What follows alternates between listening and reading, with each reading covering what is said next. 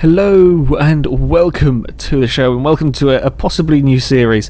I had some problems basically with the Finland rally stage. Whenever I recorded, the recording would go a bit funny, would go a bit glitchy. I think it's something to do with the fact that I was going very, very fast through an awful lot of scenery. It looks fine on my computer when I'm playing. I had no problems with any frame rate lag or anything on the actual computer when I was doing it. It's just something in the recording made it unhappy. So unfortunately we cannot do the Finland rally because the recordings have all get screwed up and it doesn't really work. No matter what I did, I couldn't get it to work. So instead, what I'm possibly going to do, if people want to see this, is fight with the camera first off. I'm going to do the Death Road. I drove a very, very powerful truck down here a few weeks back, and thought this would make for an interesting rally stage. I'm not going to go the whole way, I'm only going to go to the point where the road splits off, but I'm going to go and drive some vehicles down here and time them and see how quickly they can make it along this course. Now, there is some problems. The hairpin, first of all, very early on, is incredibly tight, and the cars really do struggle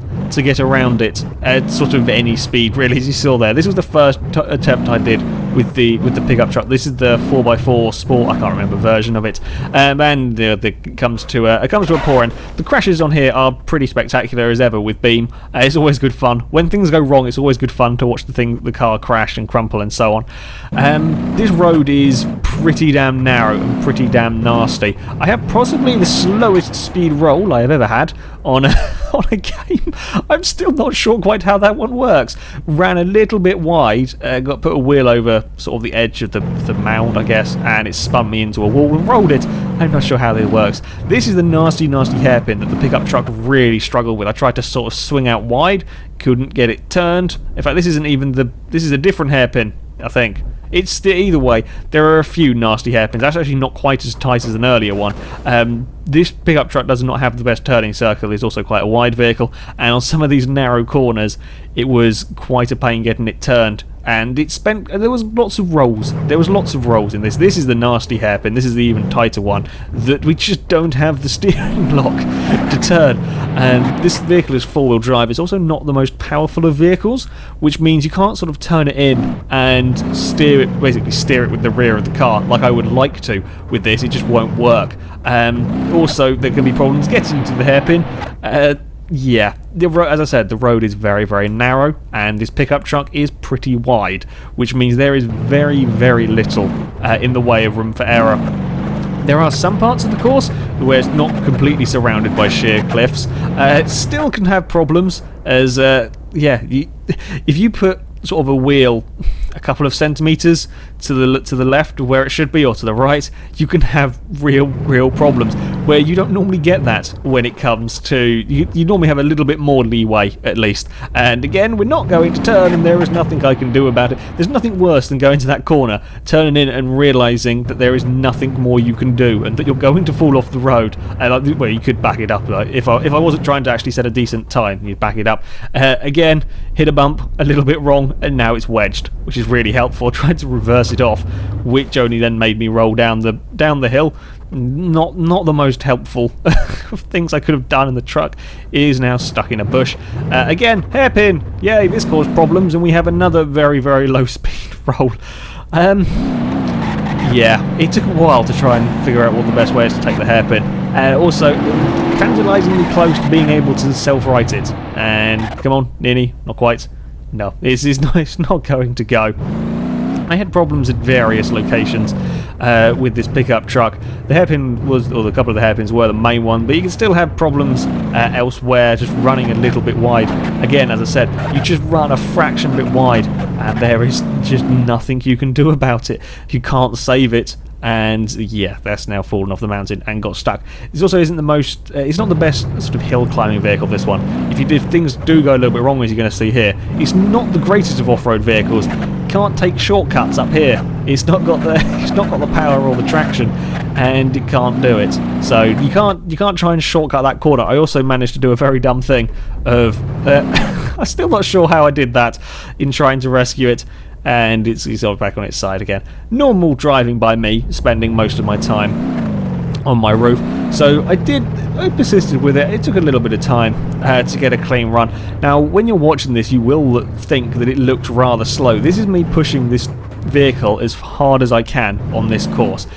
it's a little bit strange doing this kind of rallying. The Finland rally, I really liked that stage because it was very, very fast. It was sort of an odd stage for B. Most of the time you have kind of sort of twisty, narrow, windy roads, or you have roads that are absolutely flat out, whereas the Finland rally was fast, but it wasn't sort of completely flat out. This is very much your twisty, narrow, windy road that you cannot go massively fast on. You simply can't. It's very, very narrow. The corners are very, very tight, and a lot of them are very blind corners. You just cannot get that much speed up. I'm pushing this car as much as I can on this, honest. This also isn't the fastest of vehicles I could have picked. It does seem to struggle a little bit on here. The hairpins, these aren't the tightest of hairpins. They are a little bit faster than the earlier ones, and the vehicle does really struggle with the lack of steer. Well, I say the lack of steering. It's just not got the turning circle. It is a bit of a bigger vehicle. It really does struggle. I ended up coming up with a sort of slightly weird technique with these for kind of handbraking. I'll explain it better when we come to the later vehicles because it's easier to see what's happening with them. And yeah, it really is. He's really struggling to get turned. This last one here is probably the tightest of all of them. And there's also bumps hidden around. I may have clattered the wall a little bit, and still struggling with just with the width of this thing. You can see that the truck is barely narrower than the path. There's just no room at all for error. The course is also very, very bumpy. In places there is also some rocks lying about, which means that if you are sort of trying to slide the car, or you're trying to be a little bit clever, it's very easy to get thrown off by one of them. Some parts are narrower than others, some parts are a little bit safer around here. It's not too bad. This next bit here, you haven't got the massive drop. Anywhere that there's sort of like a moment of safety, it won't last for very long. And yeah, you're constantly thinking, this is probably one of the most I have to concentrate on a track. You really, really have to concentrate very, very hard on this one. You have to pay full attention to this course. It's harder than the downhill chaos course at Mount Chiliad, and it's around the top, and it is across the line, and I can't quite get it stopped. Yeah, the pickup truck made it to the end of the course. Not the best of vehicles, if I'm honest, for this. It's not really powerful enough. It's not the best. It's not got the best turning circle. It's also pretty damn big. It can deal with the bumps fairly well. A big off-road car. It's just a bit large and a little bit slow. So up next we have got the DSC Buggy. I will put a link to all the mods that I've used in the description. This car is a mod, as is the track, the map that I'm using. This again is four-wheel drive. I'm using the fastest version of this. It's a 3-point-something V8, a tiny little V8 in this thing. Much, much quicker than the pickup truck, which is good, which is what I think you need for this course. You need a little bit of power, because I can't believe I'm going to say this, but you do actually need to be able to slide the car around. Some of these very, very tight corners, being able to slide the car around is quite useful. Of course, with more speed comes other problems, like hiding in a bush. That wasn't intended. With more speed, it does, of course, make it a little bit trickier. Sort of trying to keep it, or trying to push it and keeping it on the road. The Buggy is also pretty wide. I'm not sure if it's wider than the pickup truck, but it is very wide. We bounce around. We find a very bouncy tree. Down there. It is an incredibly wide vehicle, this one, and with it being kind of an open-wheeled vehicle, it was very easy to kind of bounce off mountainsides very slightly and do this. If the wheel got caught over the edge, with this vehicle, it was gone. You could occasionally, you would often have problems with a pickup truck if you caught a wheel somewhere, but with this, the minute you put the wheel even slightly on the edge, there was nothing you could do about it. On the third attempt, things were going really, really well, until a really bizarre glitch. I don't know what's going on. The game just decided you shall not pass at this point, and then it releases it. I don't know what happened there. I've played with this Buggy a bit before. Normally what happens is if you get very, very close to a tree or something, occasionally the game thinks that, oh, you should have had a crash. So you try to go forwards and it decides it's going to pull you backwards until you inevitably end up in a tree. I've never seen it release the car before, so that was the strangest crash I think I've ever had. Run a bit wide again. And off we go down the mountain. We got caught by another bush as well. The problem with the Buggy is it's actually pretty good handling this thing at low speeds. This thing at high speeds is the hardest vehicle in the world to drive. The wheels wobble and shake about a lot at high speeds. At low speeds, though, it is fine. It's not too bad handling through here. The problem is with the open wheels, as again I just slightly misjudged it and could not correct it in time, and we've ended up climbing up a hill and we're on our roof. So yeah, lots of I think I'd do as many rolls with this as I used to do with Will It Roll. You can get away with cutting the corner. You got enough power to on this. Misjudged again, not by very much at all. Clonked the front wheel on a tree and snapped the steering to that wheel. I was amazed how far I could carry on with that. The front wheel, the front left wheel, is doing its own thing pretty much. I'm amazed I made it sort of 2 more corners. It eventually gave up here because I couldn't steer it right, and then we're stuck down here. As I was saying, we get caught by a tree as well.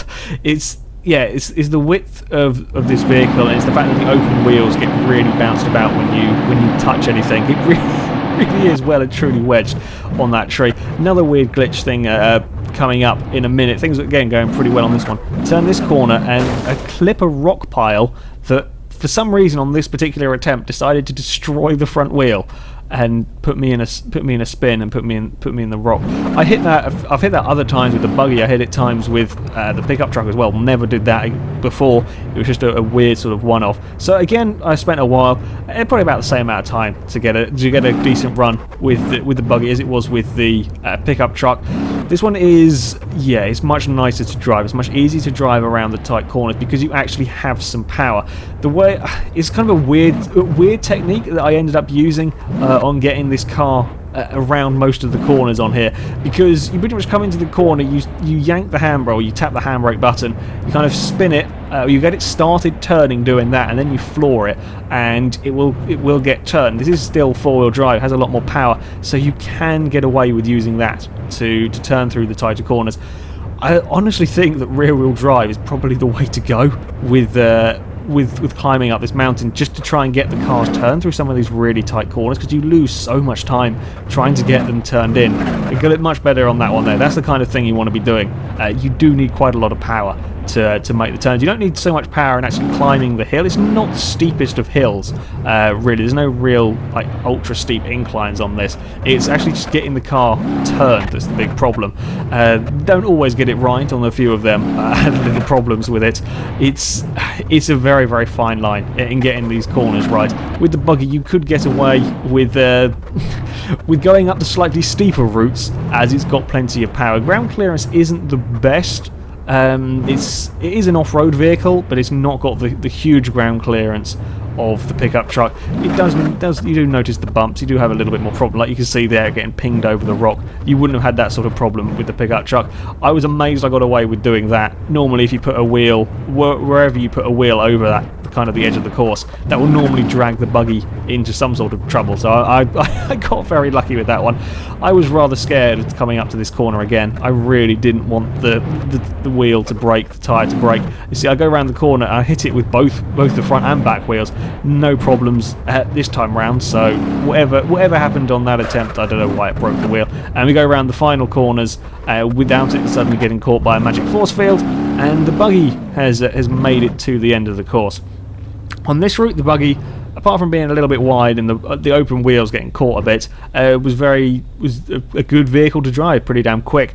If you drive this a lot faster on the Rally Finland stage, for example, which I did do at some point, this is the hardest vehicle in the world to drive. The buggy is so blooming difficult to control. The wheels wobble about a lot. Our third and final vehicle, though, for today is the Covet. This is the fastest version of the game's standard Covet. I like this car. This is probably one of my favourite vehicles. This and the Toyota Celica mod are really very, very good fun to drive because they handle so well. They don't really handle like a front-wheel drive car, to be honest. They did sort of turn it down a little bit. When I first got this game, the Covet oversteered like mad, and this is front-wheel drive. It's now slightly less of the manic oversteer, but it's very easy to get the back of this car just to step out on you, even when you're not worrying about with the handbrake when you're going fast enough, of course. On here, the fact that you can kind of just tap the handbrake and get the back of the car to start sliding around is so useful. It really is very, very useful. The downsides to the Covet is it's not an off-road car, and as you say, yeah, it can get sort of bounced around by the bumps. Much like with the downhill chaos, when you use a sports car or a supercar, you get sort of pinned and bumped around. On here, very similar kind of thing happens. If you do go over the edge on this, you haven't got the benefit of four-wheel drive to try and save you, so your front wheels often end up in the air spinning, such as this. You can't really rescue it very well. It's not doing anything. You can't. No, don't. Yeah. You just cannot do anything about it. And there we go. We've fallen off the mountain. We've lost the rear bumper. Yeah, that is the downside to it. The plus side, though, it's just a lovely car to drive. It was inevitable I was going to have a problem at some point with the hairpin, trying to take a little bit too much speed, and no, we can't really rescue that one. And we found another tree. I found many trees in this one. However, it didn't take too long. It didn't take that long with the Covet to get a decent run. As I said, it's kind of huge amounts of fun. It does struggle. It struggles on the start. Just getting this car started and up the hill initially is a little bit of pain. It's not the most powerful vehicle, but you'll see it's much easier to get the car turned through these corners. Much easier. It helps. It's lighter. It's smaller than the other vehicles. Being front-wheel drive does have its disadvantages, or I should say being two-wheel drive has its disadvantages. It gets bounced around an awful lot here, and you'll have the wheels up in the air. Yeah, you can see this isn't an off-road car, this thing. However, the fact that it is small and sort of small and light means it can deal with the corners. It was much nicer driving this. You could attack the course a lot more with this vehicle. It's just not as wide. You can get away with being a centimetre or two wrong because your car's narrower pretty much than the rest of these hairpins. An awful lot easier to navigate in the Covet. It's so much easier. You could still have problems with them. It wasn't. This is by no means a simple course. Driving up here you still got an awful lot of concentration going on when trying to keep any of the cars on the road. And again, get it a tiny little bit wrong. It is easy to outbrake yourself by a little bit on here. You don't really. It's very weird. You don't really use the brakes that much on here. It tends to be using the handbrake to slow down. You're never really going that fast to need the brakes. You're using the handbrake just to get the back of the car turned for the tight corners. In fact, I'm now looking at the taillights. I don't know how often I actually properly braked on this course. A lot of it was just letting off the accelerator, because this is pretty much all uphill. You're never going fast enough for that to ever cause a problem, and I've only just noticed after spending probably an hour and a half filming this, never noticed that I didn't I didn't realise I'd ever used the brakes. I don't know, I probably have used them a couple of times in this, but yeah, you really don't use the brakes, you just use the handbrake to kind of yank it around a corner. It's a different sort of driving, doing this, to sort of what I'm used to in a way. It's good fun though, it's a good challenge. I do quite like it as we come around the final corner, and the Covet is across the line. And brake lights came on. Yeah, good fun driving this car. I do love the Covet. It's huge fun to throw around. Yeah, it's not got the ground clearance and will suffer on the more off-roady tracks. But yeah, it is great fun. It was good fun driving it up the death road. Anyway, it is on to the times, and it is the DSC Buggy that goes to first. Not really surprising, with a 2:16.7. The Covet goes into second with a 2:21.9, while the big four-wheel drive pickup truck is just a bit heavy and a bit slow and a bit unmanoeuvrable, set a 2 minutes 30.7. It's a little bit of a longer route than perhaps ideally I'd like. Every time I do this, I may not show like the entire run for some of the longer runs, but yeah, it's interesting. It's good fun. It's a little bit different driving technique, if you like. You've got to be so cautious with it. It doesn't look as spectacular, but it is incredibly tricky driving cars, or sort of trying to drive cars at speed through that course. Anyway, let me know if you would like to see more of these. Let me know in the comments section, or leave likes, etc. And also let me know with what mods you would like to see me try on this route. I'm probably not going to do some of the. I don't know. I may give the time the huge truck. I don't know. There may be some vehicles that just simply can't do the course. Either they're too underpowered or they're too big or whatever. So yeah, let me know in the comments and I'll have a look through. If people want me to carry on with this series, then I most definitely will. Anyway, that is it for today. So thank you very much for watching, and until next time, goodbye.